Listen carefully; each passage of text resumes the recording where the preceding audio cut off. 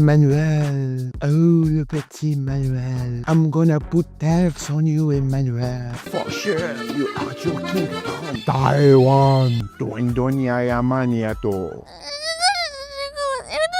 Taiwan. Son cabinet. Evropa moja. For sure, you are joking, Putin. Taiwan. أنا بوريك. قول تبني يا حمار.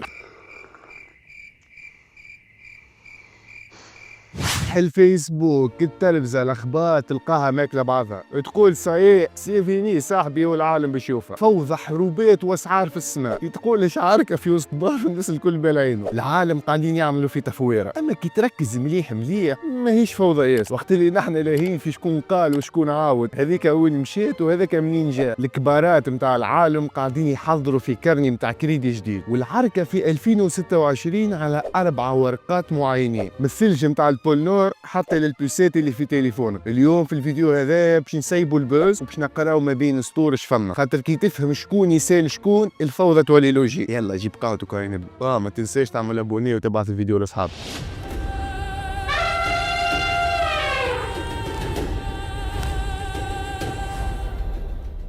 أول الكلام يا سيدي بتوندونس الشهر اللي فات جرينلاند، ولا بفرنسية لو غروينلاند. توا تقول لي يا صاحبي يا كريم كي تو جرينلاند ثلج وذباب وديبرسيون وبرد، جماعة جابهم فيها. لهنا عشيري نقول لك اللي الثلج هو المستقبل، كما قاعد تشوف الدنيا سخنت والثلج قاعد يذوب، وكي يذوب الثلج طرق جديدة تتحل في العالم، مش طرق أكهو، أقوى قصة عربي في تاريخ البشرية باش تتحل السنين الجاية، على خاطر كما قاعد تشوف الزوز طرق الوحيدين باش الصين توصل للأوروب، يا اما تشق من باب المندب وقناه السويس، يا اما تعمل دوره على الافريق. دونك تخيل معايا صاحبي طريق جديد يخلي الصين والهند يوصلوا للأوروب باقل وقت واقل فلوس، ويخليك تبعث قناه السويس ورا الحيط. هذايا قناه بنما نتاع القرن 21. وفوق هذاك فما بونيوس في جرينلاند، فما اكبر سوق في العالم نتاع اراضي نادره، المعادن اللي يستعملوها في صناعه التليفونات كيما الايفون ولا الطيارات مثلا كيما الاف 35 نتاع امريكا. اما هذا بونيس برا على خاطر الشناوه يحتكروا 90% من الماتيريال نتاع التكرير واستخراج المعادن هذه. I need to buy Greenland protect the United States of America. الكلام اللي يقول فيه ترامب غلط، على خاطر هو يحب يشري جرينلاند تحكم في الطرقات الجديده نتاع الاركتيك سي. تيجي تشوف لهنا قداش بلاصه جرينلاند استراتيجيه في الاركتيك سي. فما برشا ناس ضحكت على ترامب وقت اللي قال يحب يشري جرينلاند، اما ديسيزيون تاعو 100% بزنس. السؤال اللي في مخك كان نعرف زعما امريكا تفك جرينلاند بالقوه؟ يا نادر هذه لك انت تكلي على البال على الخاطر. بون هو ينجم يفكها بالقوه مع السيد هذاك ما تستغرب شيء، اما حتى اللي قاعد يعمل فيه تو قاعد يوصل فيه للبيت نتاعو، خاطر هو يحب يسكر اللعب، ما يحبش يخلي شناوه يوصل لك الستوك نتاع الاراضي النادره كما قلت لك، وفرد وقت ما يحبش يخلي روسيا تكون مولاة البياج حر جديد. يا عشيري الثلج قاعد يصب والقروشه بدات تدور. جزيره صغيره بالكل اما عندها الكوموند نتاع الاقتصاد العالمي تايوان.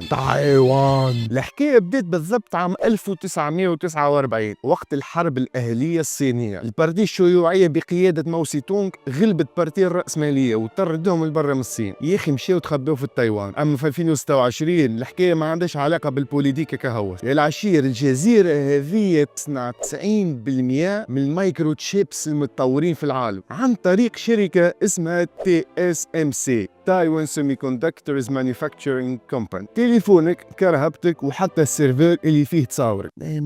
سيرفر فيه تصاوري باش تخرب. مش السيرفر هذاك، سيرفر سمعتي ولا حكايه طويله على الاخر. فك عليه تو مره اخرى من الاخر صاحبوش الالكترونيك اللي ترى فيه في العالم كامل مينيموم فيه طيعه جايه من TSMC، وهذا اللي يسميوه اليوم ذا سيليكون شيل، ولا بنعرف السيليكون بالعربي، درع السيليكون.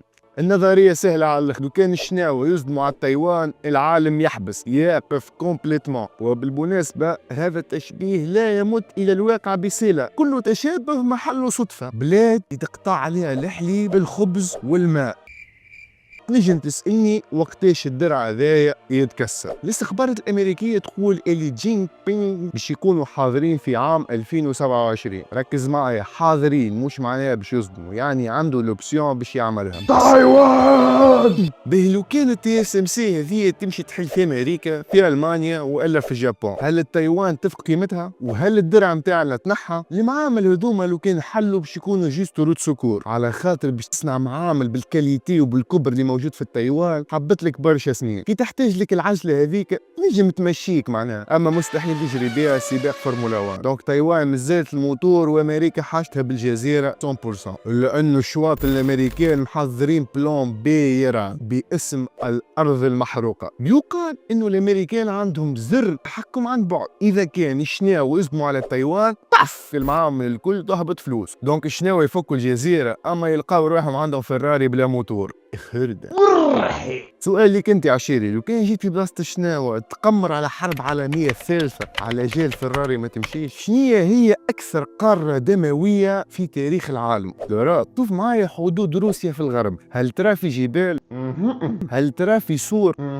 ارض مبسطه من اللي خلق رب الدنيا والاعداء متاع روسيا نابليون هتلر الى اخره قاعدين يصدموا عليها ورا بعض، عباره داخلين لحومهم. هو صحيح في الاخر مشات له طريحه عند الروسة، لكن ما الدخول سهل. وجرت الحاجه هذه البوليتيك متاع روسيا على طول التاريخ كانت قايمه على كونسيبت واحد اللي هي البارانويا. عشيري بوتين يشوف الناتو قاعد يقرب على حدوده، ما يشوفش تعاونات ولا حاجه، يشوف حاجه برك، شوف اللي الفخ قاعد تنصب ولا عدو قاعد يقرب. وهذا بالضبط اللي صار مع اوكرانيا وقت اللي حبوا يدخلوها في حلف الناتو. عمك بوتين قالوا وين اهي سايبك على خاطر بوتين طالب منطقة فاصلة ما بين الناتو وما بين روسيا، كيما الباراشوت، لكن معانا ولكن معاهم. باهي زعما روسيا باش تدخل في حرب مع الأوروب وتسبب حرب عالمية ثالثة بعد اللي صار مع أوكرانيا. اللوجيك يقول لا، على خاطر الحرب مكلفة برشا، وبوتين قاعد يوصل للبيت اللي حاجته بيه باستراتيجية معروفة وكاس حياسة. ضربني وبكى سبقني واشتكى، كيف بعض استراتيجية معروفة ياسر، اقرص ويدك تحتك. بمعنى اخر بوتين قاعد يعمل في سايبر اتاكس، قاعد يبلوكي في الGPS نتاعهم ويقص لهم في الكابلوات نتاع الانرجي اللي تحت الماء. بلغه اخرى حرب اسيمتري، الدب ما يحبش يقتل الذيب، وكما يقولوها فجعنا الذيب ولا قتلانه. وهذه اكثر حاجه مخوفه المانيا وفرنسا. الخوف ماهوش من الدبابات ولا من الصواريخ النوويه نتاع روسيا، الخوف من انه البريسيون هذه توصل تفكك الاوروب والا الناتو من بعضها. وباي ذا واي هذا اللي قاعد يصير اليوم، خايفين لا يجي نهار وامريكا تقول فك عليا من الموضوع ياسر يتكلف الساعة. والله سلام عليكم، والله سلام عليكم. وقتها صاحبي الأوروب تلقى روحها عريانة.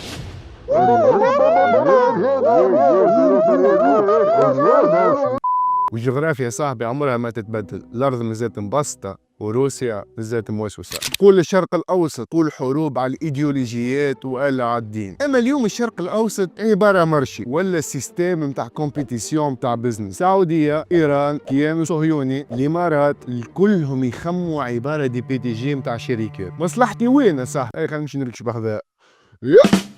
ننساو الخاوة متاع المغرب العربي، زوز خوات شرق الاوسط اللي احنا بيناتهم حرب بارده جديده، السعوديه والامارات. الزوز نوعا ما اصحاب، اما كل واحد يحب يكون هو باندي الحومه. المعادله سهله على الاخر، تروك يجي نهار ويوفى، وحتى كان ما وفاش قيمته كتيح كومبارون سنين الاخر. يا سور نحكي في المستقبل. دونك الزوز عندهم نفس الحاجه خايفين منها، كيفاش نعيشوا من غير العين الكحله. دبي سحرت العالم ولات هي عباره لاك دو الخليج، اما توا جران فرير سعوديه فاق من النوم وقالت لي كيفاش انا عندي الارض الفلوس والشعب والشركات الكل ماشيه للامارات. وهوني بالضبط بدا الكلاسيكو، كلاسيكو النار.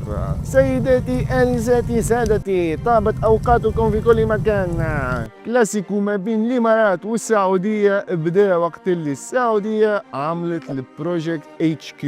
جات السعوديه قالت للشركات الكبار الكل تحب تخدم معايا؟ تحب على المرشي السعودي؟ قال جعفر قيس تحب تحبني تجي تركش بحذايا وما تختم مع حتى حد بخلاف، سينو بضمض. هذه هي اللي نحبك ولا نصبر عليك، عيني عينك. من بعد خويا عندنا تريونجل الموت، ثلاثي الذي يرعب الجميع. ايران اسرائيل وامريكا عادي يهبطوا ليش ويفوروا بعضهم في اي لحظه، عادي على الاخر. المونتاج مازال ما كملش نتاع الفيديو والثلاثه هبطوا في خناقات بعض. امريكا اليوم جيشها حاضر في الشرق الاوسط من ايامات غزو العراق، وحبوا يعملوا انقلاب في وسط ايران ويرجعوا الرئيس ويحطوا ولد الرئيس اللي كان قبل الثوره الاسلاميه في الحكم، لكن ما نجحوش فيه، ولا مازالوا ما نجحوش فيه. دونك حسب رايك زعما في الكا هذا يتعداو للقوه؟ اكتب لي رايك في الكومنتات. الشرق الاوسط 2026 فما حتى حد يحب يحرق هالدار، على خاطر كل واحد ناخذ فيها بيه. يا سيدي قابل سيدك، شفنا الثلج، البيسات، السهول والبترول، اما شنو الخيط اللي يربط بيناتهم الاربعه؟ سبلاي تشين، والا بلغه اخرى التصدير والتوريد في العالم. البزنس صاحبوش من الاخر. هذه ماهيش حرب نتاع مبادئ ولا ايديولوجيه، هذه مثل الايديولوجيه هذه اعاده ترتيب القوى العظمى في العالم. اللي قاعد يتحكم في العالم قاعد يتبدل، ولا بلوتو يحبوه يتبدل. والايامات الجايه والا الاشهر الجايه باش تخلينا نشوفوا شنو بيصير، شكون باش يولي المتحكم الاول في العالم والا المتحكمين في العالم. حسب رايك صديقي وين اول بلاصه من هذوما يترشق فيها الكونفلي ويوفى السلام؟ جرينلاند، لوروب، تايوان والا الشرق الاوسط؟ سؤال حلو ياسر، علاش حتى لتوا مازالت ما كلتش بعضها؟ اولا الفلوس، على خاطر الحروب تخسر برشا فلوس، اللي بيخسروا اكثر من اللي باش تربحوا في المدى القصير بيان سور. الارض المحروقه نتاع تايوان شناويتك؟ يقول لك باش نهزها فارغه، فيها حساب، فيها وعليها. شنو اللي فيها وعليها؟ فيها وعليها. حاجه اخرى، اللي الكبارات نتاع العالم ابارتير من الحرب البارده بين الاتحاد السوفيتي وامريكا ولاو يفضلوا انهم يتحاربوا عن طريق حروب بالوكلاء والا عن طريق البريسيون كيما روس، خير لهم من انهم يتواجهوا. خرائط العالم قاعده تتبدل، ما تخافش من الاخبار، تبع الرصوص والفلوس وين قاعدين يمشيو، على خاطر في الاخر الكرني عمره ما يكذب. تبع شكون يسال شكون باش تفهم اللعبه. يا صاحبو اش كان فهمت اللعبه حط رايك في الكومنتات، اعمل ابوني وابعث الفيديو هذا لصاحبك اللي خايف من الحرب العالميه الثالثه. والله